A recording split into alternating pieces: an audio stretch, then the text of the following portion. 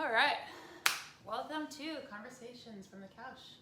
I am joined here with Rachael Brenner, my Hello. sister, couch model extraordinaire, huge part of the couch model community. For whether she wants to be or not, she has been ingrained in the culture. Did you know when I was doing this that you would be so involved? Sort of. I think in my head it becomes like inevitable at a certain point. Okay. But Because? Inevitable because? because I'm your sister and I feel like it's a go-to, like an easy, like all hands on board family stick together situation. Okay, well, Rachael, what is your couch model? I think it's beauty. Rachael, for those of you that don't know, I mean, hopefully you do, and if you don't, I'll add her information. Rachael does hair and makeup. She does all my hair and makeup. She didn't do it today. I think I did an okay job. I've been watching a lot of Love Island, so I've added a little bit of glitter to emulate their Palette. yeah. Which is Love Island's a UK British reality show. I'm very invested right now. I'm trying to really get their catchphrases into my everyday vocabulary. Window. Yeah, I really am into it. But my everyday go-to makeup is very basic, and so you can very much tell when I have done my own makeup.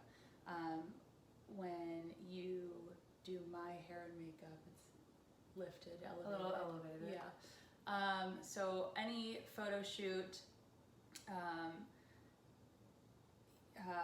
that you partake in has really gone to the next level, so thank you so much. Sure. Yeah, so today actually marks the 1 year anniversary that I got hit by a car when I was walking across the street. Our family is relatively savage. When I sent you that text last week, I said that this would be that anniversary. You said, should we make it a car-shaped cake? Oh. Oh, I didn't get one either. Yeah. I really flubbed that. So yeah, when I needed when I was feeling incredibly down and I needed something to pick me up, you really were right there. Did you always know you wanted to do hair and makeup? No. Beauty? I think subconsciously I did.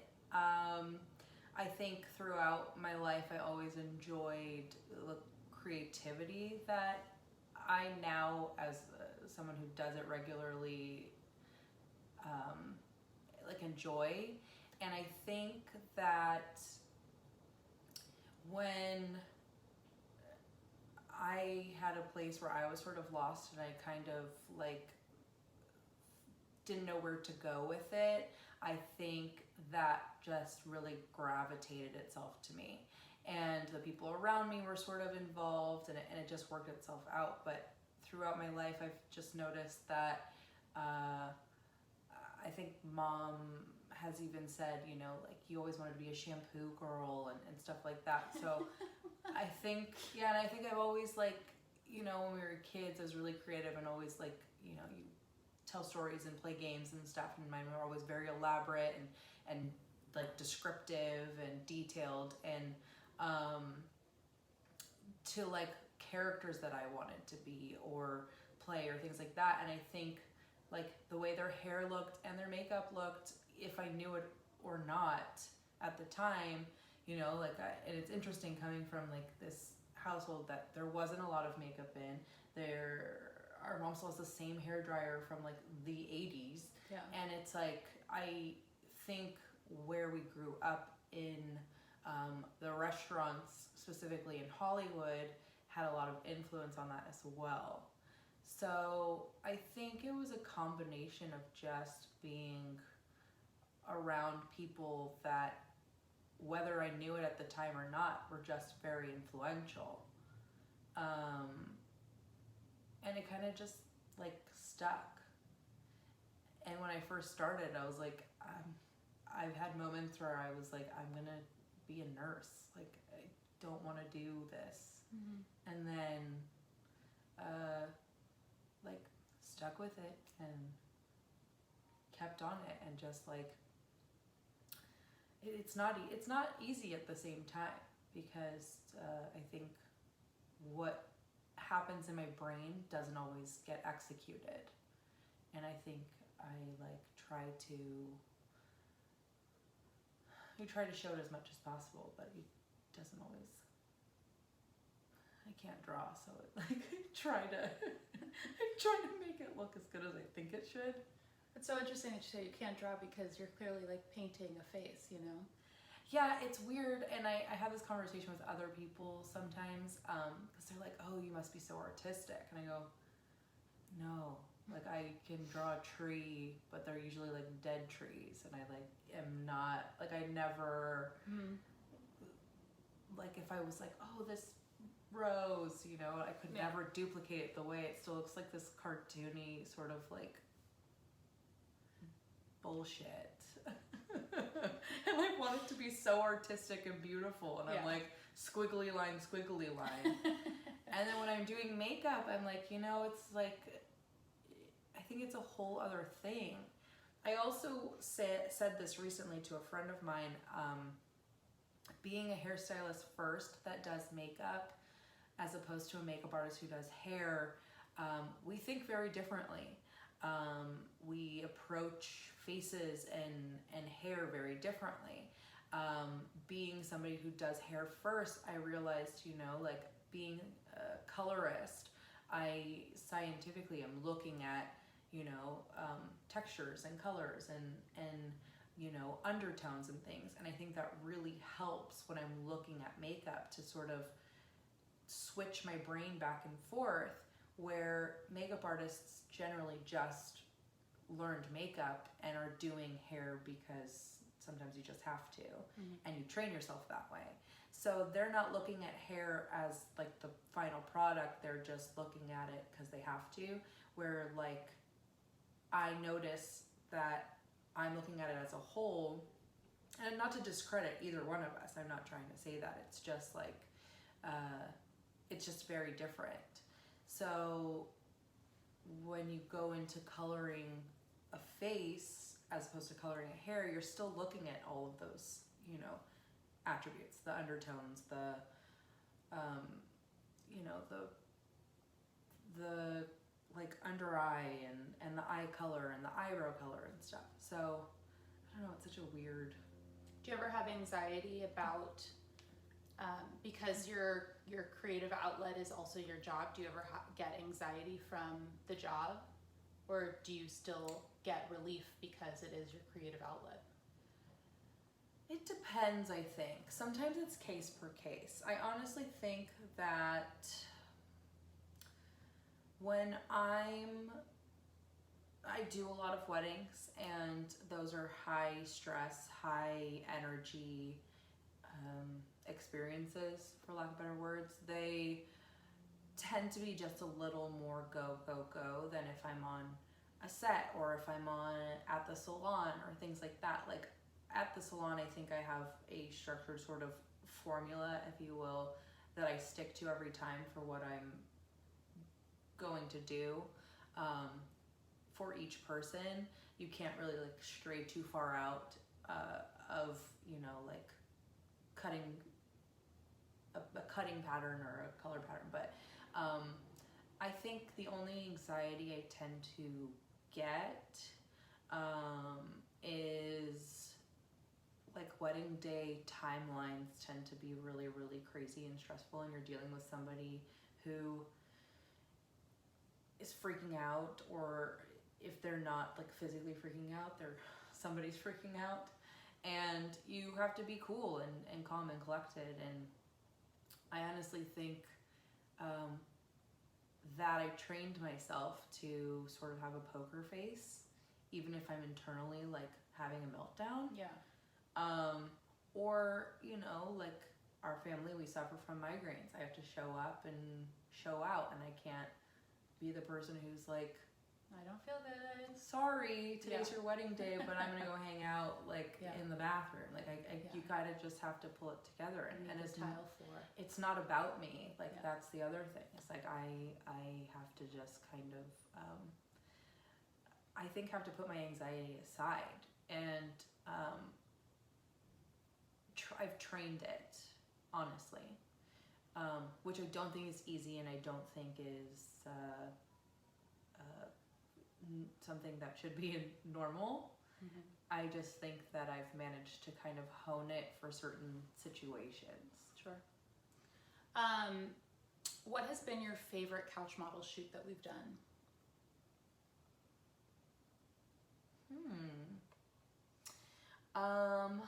I did like our Rogue shoot at the Grove.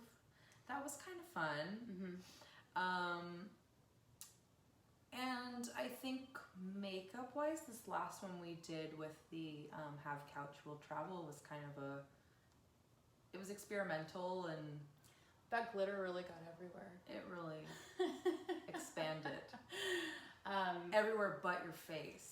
Yeah, Rachel and I, you know, just like everybody else, has been really inspired. We've been inspired by Euphoria, and you know, the makeup that they did on that show is incredible. And we got this makeup palette online on Amazon, and It was the worst makeup palette I've ever had.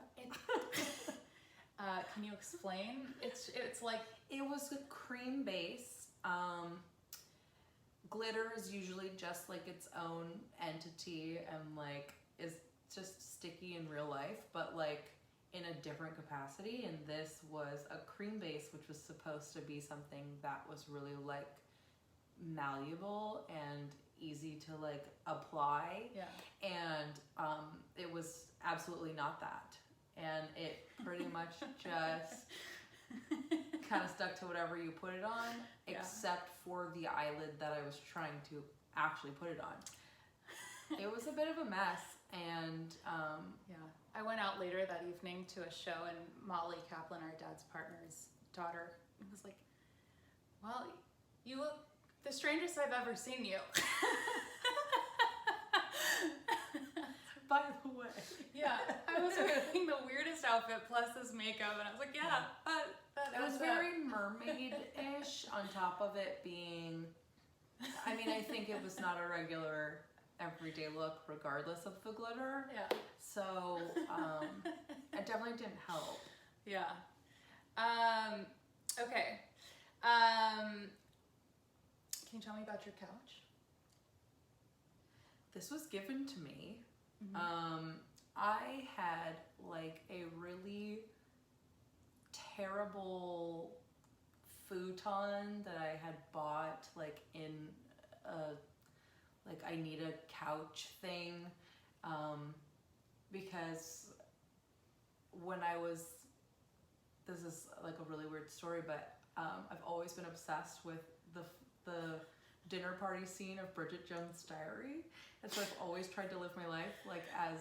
That is so weird that you just said Bridget Jones' Diary, because I have been talking about Bridget Jones' Diary because of Love Island. It's my favorite scene of all time. Because of Love Island and this particular season that I'm watching, season 3, shout out, I've been talking about Bridget Jones' Diary nonstop for the past like 2 weeks. It's the best scene of all time. For those of you who are not familiar, it's basically Bridget Jones, played by Renee Zellweger, throws a dinner party, but everything that can go wrong went wrong, and all of her friends ended up just getting drunk and laughing hysterically. As and you should. It's just magical, and I've always wanted to have dinner parties my whole life. So I thought, well, I should probably have a couch if I'm going to invite people over, and so I got like a futon from IKEA and tried to make it like a day bed at some point, and realized it was just garbage. And when I met Henry, my boyfriend, who is also our very lovely photographer for some of these shoots, he was just like, I'm sorry, but like, what is this? And and I was like, oh, I'm fancy. And I wasn't. And his friends had this couch because they were remodeling, and he was like, I'm gonna get you a couch, and I was like, okay. And so his friends let him have this, and I was like, oh, okay. And to be honest, I still hate the color, and I think it's the worst, and it matches nothing, but it is a hard color to match, but it's not the worst. It's its own thing, and I don't hate it, and it's actually the most comfortable. It's like very 1996.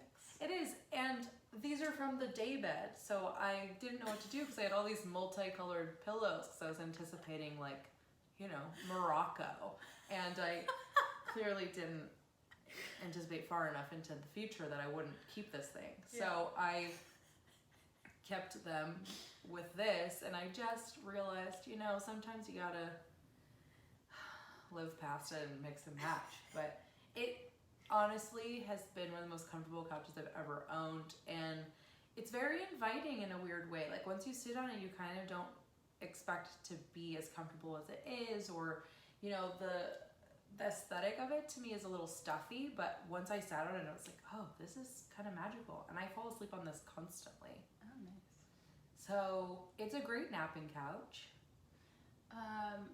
I am going to ask you 2 more questions. One of them I haven't asked anybody else, but because we're from LA and we did have a really interesting upbringing of growing up in the restaurants.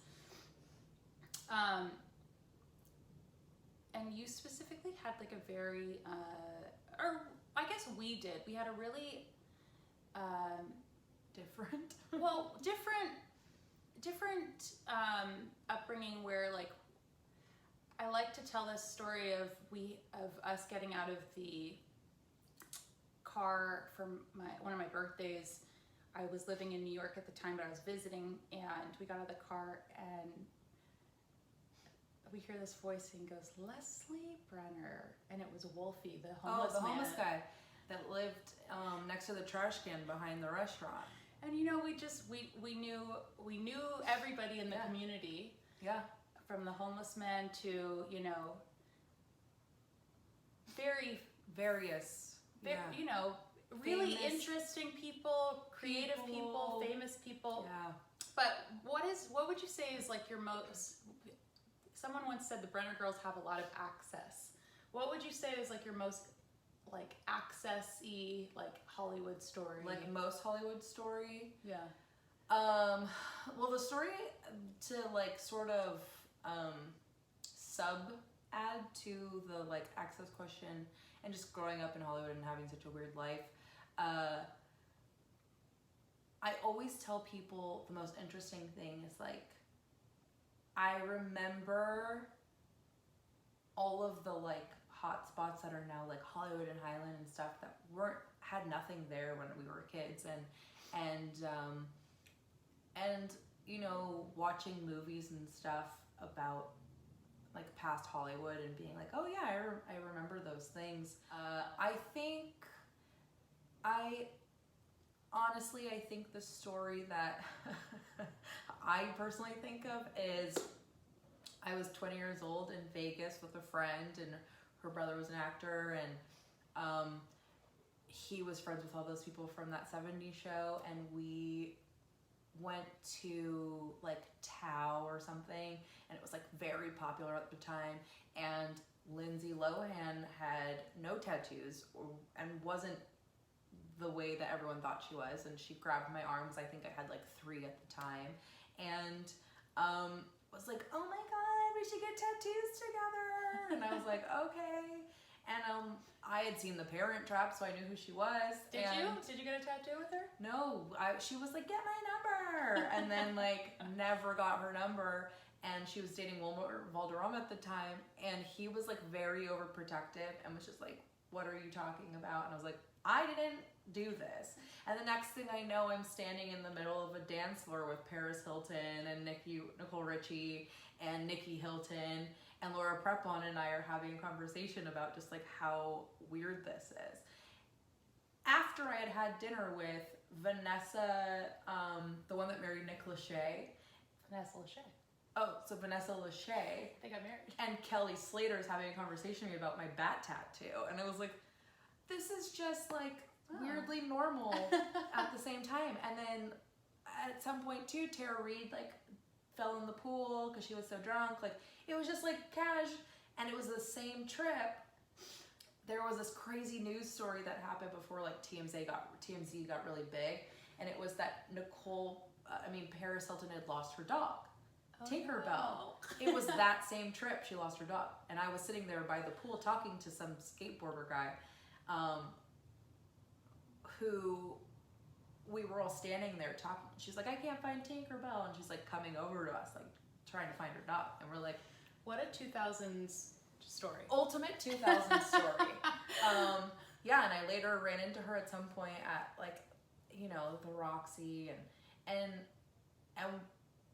she sort of remembered me, which was even like a weirder thing because I don't feel like people who are that big like remember the little people. Yeah. And it wasn't even like, as Dad calls a celebrity. Yeah, celebrities. The working folks. Yeah, but it was a Couch weird, model, you know.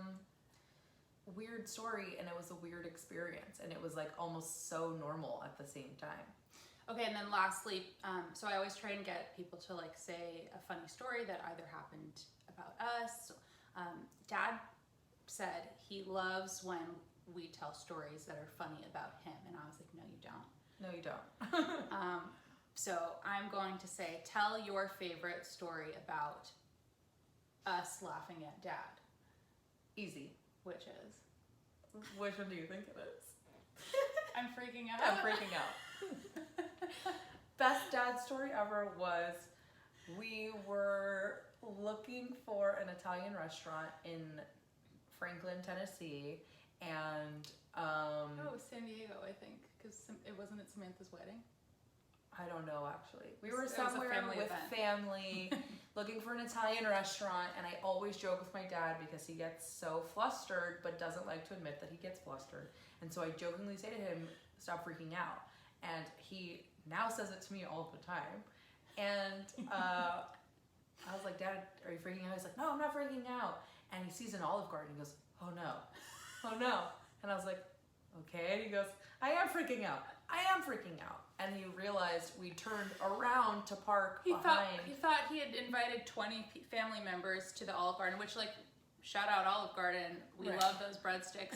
Can't eat them any longer because, Can't eat like, them, but gluten free. But all day, solid breadsticks, totally into it. Yeah, all day if you can have those things. And But didn't want to have like a nice family meal at the Olive Garden. right, and just was really, And he was like, I'm freaking out. yeah. My dad also likes to pride himself on being a restaurateur, so he likes to have other like restaurant-y meals. So Olive Garden doesn't fall under that category in his head, not because they are like a franchise. It's just because he. It wasn't a That's place not what to he was have looking like for. a family. Yeah, quiet-ish Dinner with- family thing. And It wasn't upscale for this event. he ended up turning around the corner and he found the restaurant. But his heart, he almost cried for a moment. He about lost it. He about really lost it. Oh, that was so funny. And then just to like VIP like extra bonus point story is my favorite Bubby story is we had this cat named Eggroll and we're sitting on the couch. Oh God, this story is a little dark, I think. Oh.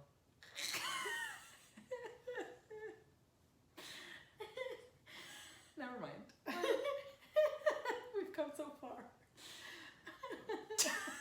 It's another time, maybe. That's another time. All right, well, thank you, Rachel. Couch Model team member, Beautify, Razor, find her on Instagram. Like and subscribe to my YouTube, my Instagram, my... What's it called? How embarrassing. YouTube channel? I mean, that for sure, but also like the... I have no idea. Your blog? Yeah, that too. That's what it was called. You know, we're all here learning. Have a great day. Thanks. Bye. Bye.